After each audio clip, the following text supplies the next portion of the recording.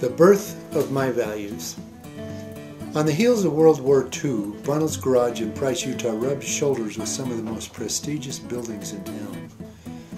Had not the Statue of Justice atop the Carver County Courthouse been blindfolded, she could have looked right into Bunnell's Blue Room.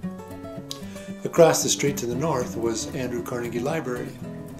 Immediately west of Andrew Carnegie was our Mormon Tabernacle, erected in 1906.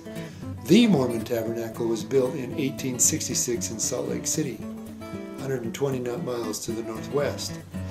Our Mormon Tabernacle was built on a similar scale to the Mormon Tabernacle, except not so large, not so grand, and our organ only had half as many pipes. Now, the library and the tabernacle were the cultural and religious centers of our little town. The Bunnells were more inclined towards the library. The great-grandfather of my dad's had been released from a church position because he had failed to convince his wife of 30 years that 2 wives were better than 1. The rift between Grandpa and the church left the following generation somewhat bitter and more inclined towards Greek literature than Mormon theology. At the tabernacle we were taught that inasmuch as any man drinketh wine or strong drink among you, behold, it is not good.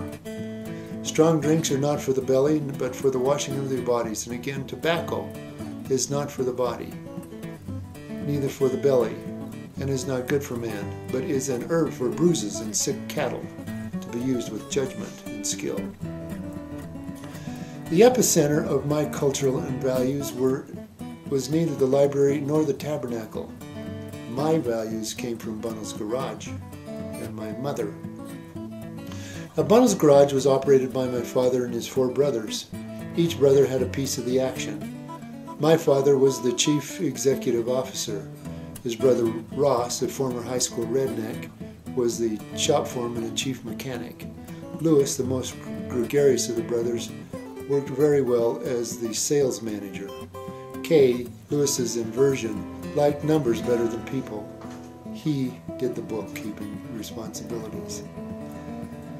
Boyd, the youngest brother, went to law school. Although not directly involved in the business, he was always counted on to offer valuable legal assistance.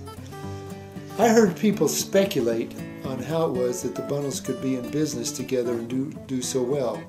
Their secret, as they admitted secretly, was that they never involved their wives in any business decision.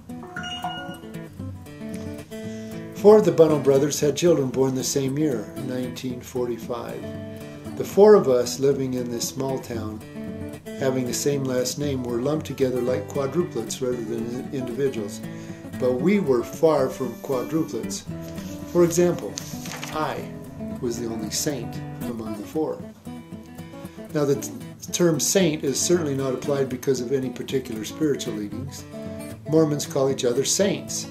If you're a saint in Utah, it just means you're a member of their group. Come and meet with the saints means come and meet with the Mormons. My father had made a break with Mormonism, but only in attitude. He still married in the faith. His brother's break was more outward and final. Each of them had married outside the strict Mormon value system, and my cousins were raised with that point of view. My mother's religion provided a quiet, nagging force, but the power of Bunnell's Garage was much more spectacular. Each Saturday afternoon, my father, his brothers, various salesmen, mechanics, customers, and business associates would gather in the Bunnell Garage lube room with a bottle of Jim Beam whiskey. And these Saturday afternoons were always celebrations.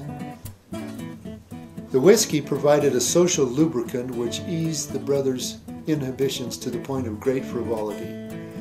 My adolescent imagination was fired by stories of business strategies, sexual fantasies, and verbal conquests which all brought honor to the family name.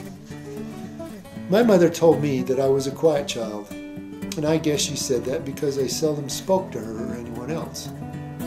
Her description of me may have been true on the outside, but it was far from true on the inside. I had a rich inner life filled with